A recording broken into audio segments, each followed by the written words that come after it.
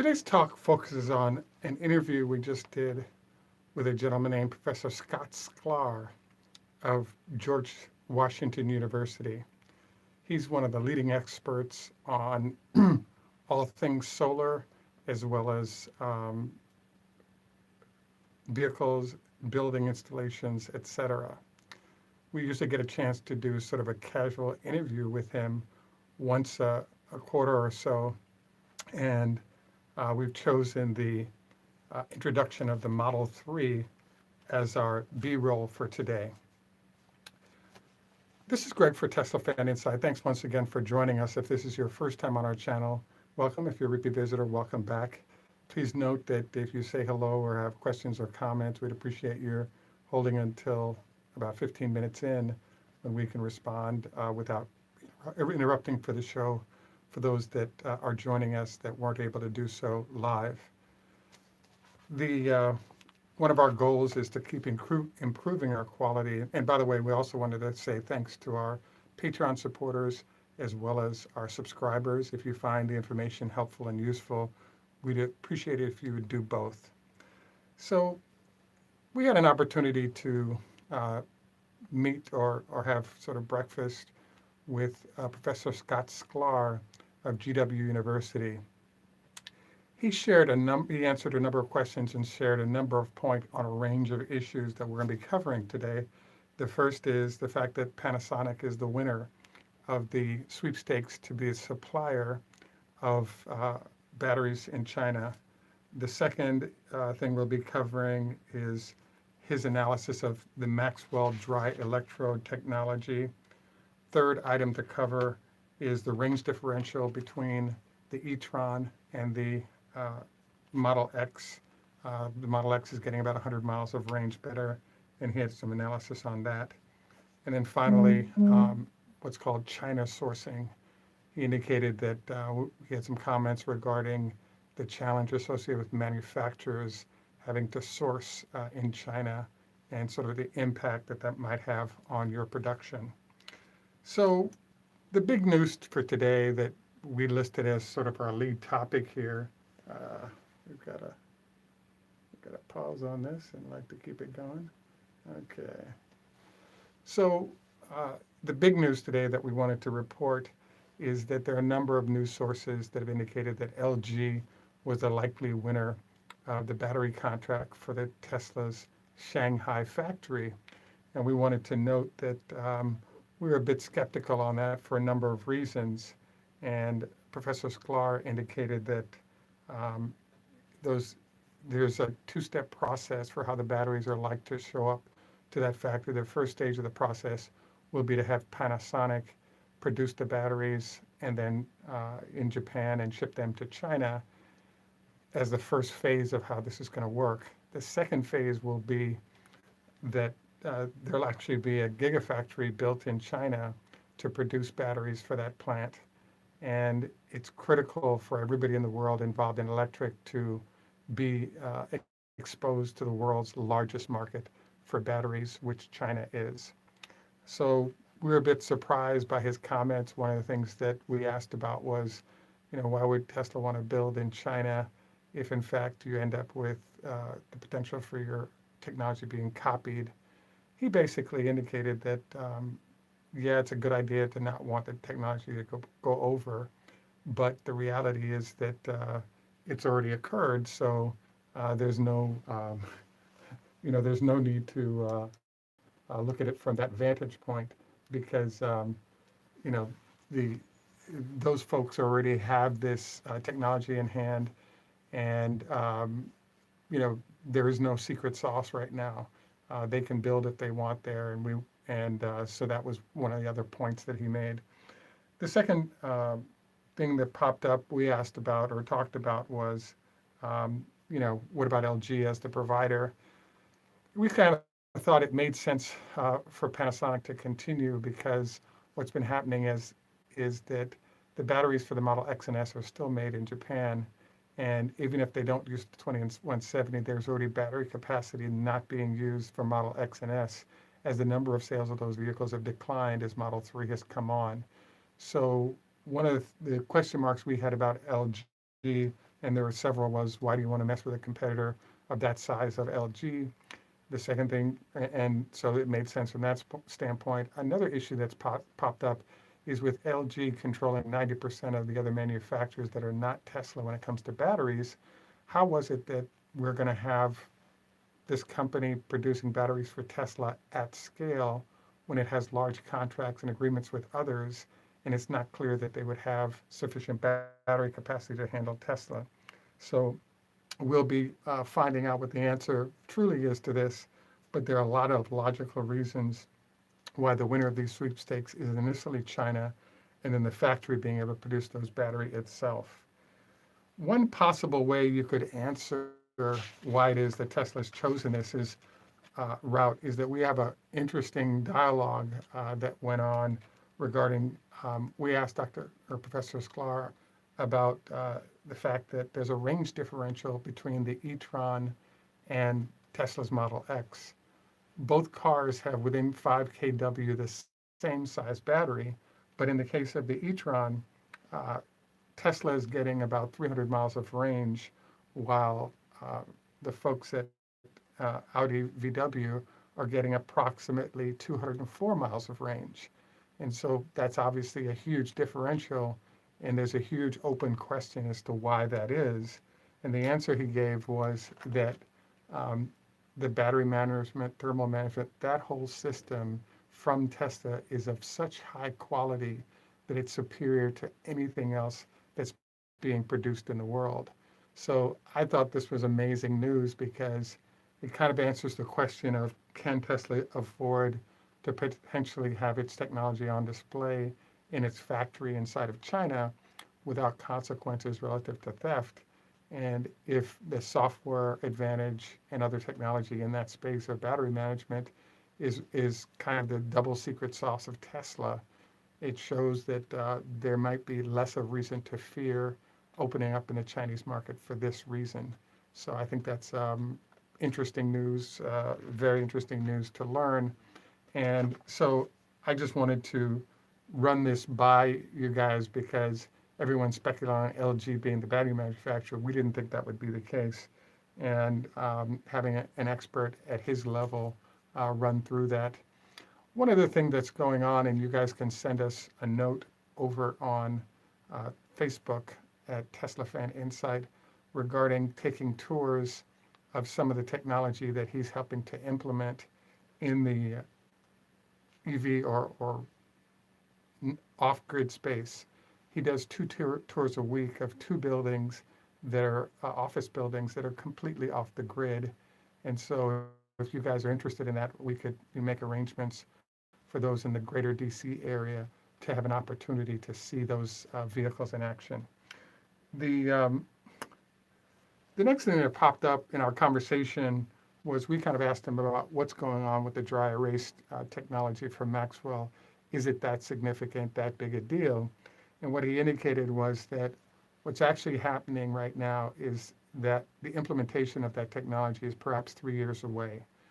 Number one. Number two, it moves the needle forward slightly, for sure, along the path to better implementation. What he also indicated is that there are approximately 30 different technologies that are in development. They're going to significantly change the entire environment over the next 5 to 10 years. And while the Maxwell technology will make a difference there are a number of other things that are coming out that are going to be significant that we should be aware of. So in particular, I thought it was interesting after he mentioned that most people that are involved in the electric vehicle space or battery or solar space right now, the big excitement is about some new technology that just came out with aluminum batteries from MIT. It's been sort of implemented and developed in MIT and also in some labs in Europe. And Dr. Sklar has relationships in both labs and is going to be leveraging those to start using implementations of it locally here in the greater DC area. And then the results of it being put into the field test will be future usage as we go forward.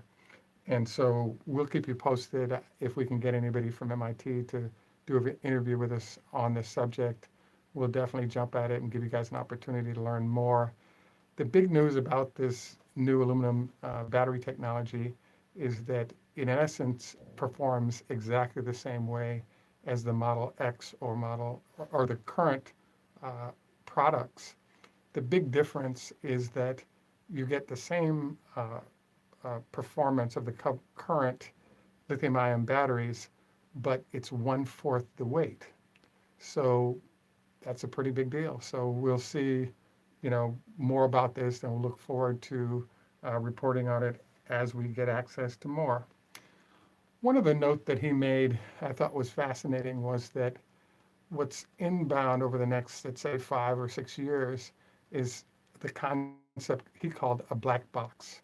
So basically, what he expects to happen is that a vehicle will have a large black box inside that houses multiple technologies.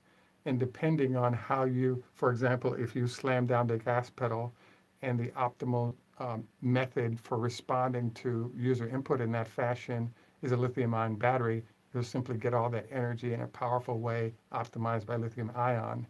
Depending on how you manage this, you end up with sort of different formats of type of battery or technology used based on the fact that you have multiple of them at your disposal. So I was fascinated, thought this was an interesting development. It makes sense and interesting. So we look forward to learning more, seeing more, and as we are able to gather more information on how this might work and how it might be implemented, obviously we'll let you know. But it's a new concept we hadn't heard of, and we definitely wanted to share it with you. So again, this is Professor Sklar. We'll put some info about his company that he runs at the bottom, in the notes, so you can, make contact with him by email and learn more about him if you'd like, and look forward to doing so. And frankly, we're looking forward to any and all comments as you have a chance to read about him and the work he's been doing, as well as some of the concepts he's shared. And we also look forward to finding out, what are the byproducts of some of the analysis he's done, both short and long term, with the first one being, how do things play out relative to his analysis of the Panasonic battery being used, which is actually our speculation on what was going to happen for a number of reasons. The next thing I wanted to review is we had a chance to run into an early buyer of a Model 3, and it was kind of interesting to sort of do an interview to review what his experiences have been. He's actually got a long-range four-wheel drive model and tried to keep any other extras out to keep the price down. And so after a year of usage, he's expressed just being very, very happy with the car. He also indicated that their other car is actually a Prius from 2012 with 45,000 miles on it. And they get about 9 miles of range, fully electric, to go from their home to downtown DC, which is about right if they want to just stay in electric. And it was kind of interesting because it was interesting talking about a Prius because it was informed to us by Dr. Sklar that the switch between electric and gas that comes from the Toyota powertrain is the same hybrid that's being used under license by most of the other car manufacturers. So I didn't know that. I thought that was fascinating. What the Prius / Model 3 owner also indicated to us is that they really dread having to go from the performance of the Model 3 back to the Prius because it's such a slow-moving vehicle. He also indicated that he wishes he had sprung for the extra cash for the Performance Edition because once you've gotten a taste of the performance capabilities, there's really a sense that the performance is really a difference, an opportunity, and he definitely sees the value in places that have snow of having four-wheel drive capability. So it's kind of interesting to sort of pick his brain as a long-term owner to understand process.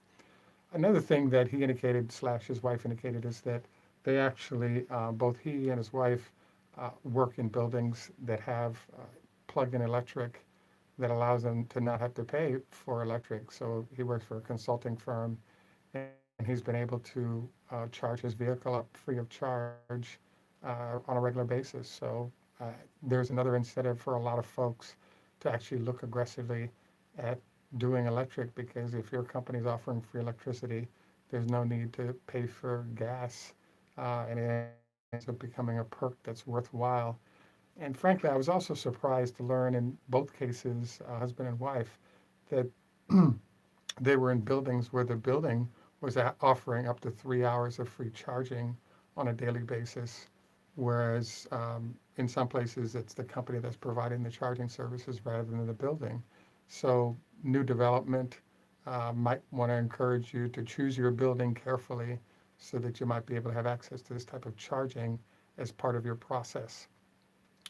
Um, the so in general, I thought it was a good encounter with both sources of information today. Professor Sklar has been sort of an advocate of electricity, obviously, for a long time. He's both teaching in it and practicing. One of the other funny stories that happened with him I thought was interesting is that we had a conversation about superconducting. So he actually was in China and had a conversation with a um, an executive there that manufactures electric buses. And we actually did a show on this where Dr. Sklar was talking with him about superconducting buses. So they have these buses that are superconducted. They basically go to a stop. Three blocks later, they stop to let passengers off and on. And then for 5 minutes, they sit at that location and are recharged and keep repeating that process over and over. That sounded kind of frustrating to me, but if the charging is in the right position, you incrementally have the same amount of stops. It actually works.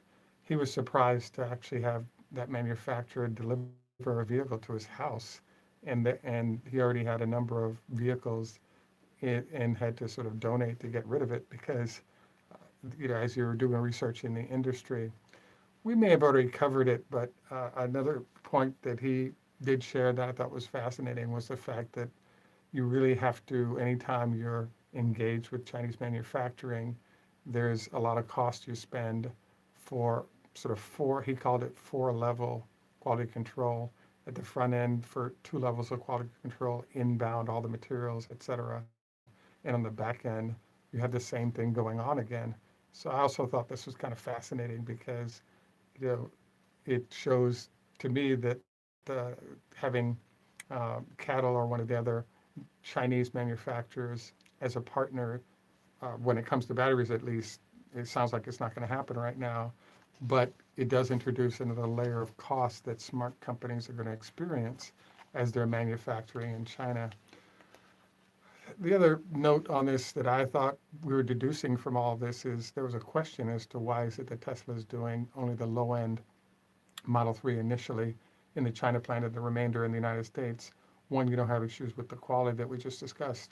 The other thing is that if you choose to use 18650 batteries from Japan at Panasonic, you now have the ability to achieve a certain level of performance with the batteries in a certain quality control manner that you prefer, even if it's not the same as others. So we thought it was, generally a great interview. Definitely check out Dr. Sklar. Highly recommend you check out this aluminum battery technology that's being introduced by MIT, and we'll see first how it works and who gets a chance to bring it to market, because it sounds like it's going to 1/4 the weight with the same performance. Sounds pretty attractive. He also indicated that because aluminum is more ubiquitous, your cost of acquisition is lowered by that versus lithium or other substances being used. He also brought up the issue that quartz is the most ubiquitous out there and is one of the elements that's being used for battery technology that hasn't gone heavily commercial yet, but it's worth noting because of how ubiquitous it is and the fact that the cost is fairly low.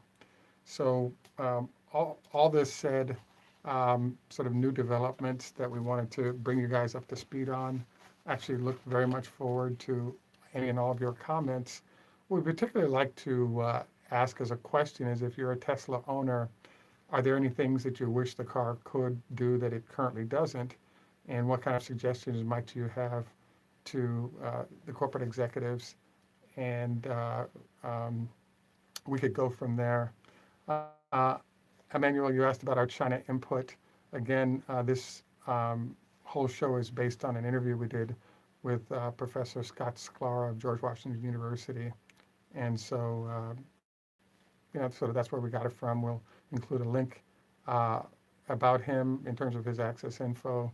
And then we also look forward to once a month getting together with him again. If you're in the greater DC area, he does twice a week tours of a couple of off the grid office buildings whose technology he helps to manage. So might be something to think about. And from my understanding, he's actually perhaps going to be the first person to get a chance to implement the aluminum battery technology we just discussed that's being used at MIT to see if it really works at scale. So we look forward to getting a chance to follow up on this and bringing you guys on a tour so you can see all of this in action. Notice that we have our friends from Germany, Jerry, a number of other folks saying hello, Emmanuel. Thanks, Thaddeus, for your comments there. Wanted to note that we look forward to, the 23rd is when earnings are supposed to be announced. I think that the initiation of production in China has caused the stock price to jump like $10. So this is pretty exciting news, and we look forward to reporting on as production is going, new developments that are impactful based on numbers and statistics we're seeing. So we'll look forward to next opportunity to be in touch. This is Greg for Tesla Fan Inside. Just a reminder, don't go to bed within 2 hours eating, preferably 4 hours, to reduce the chance of acid reflux issues as the food digests. The second thing we want to recommend is 25 leg lifts a day on each leg as a way to strengthen the leg muscles to avoid knee and other issues as you age. Once again, thanks for joining us. In Germany, we say Tschüss, macht's gut. French, au revoir, lehitraot in Hebrew. Choda hafez, Farsi. Ni hao ma, Chinese. Zdravstvuyte, Russian. Hejdu, Swedish. And in Jamaica, we say Nof respect wa goodman. Thanks once again for joining us. Look forward to our next opportunity to interact. Have a great day, and bye for now.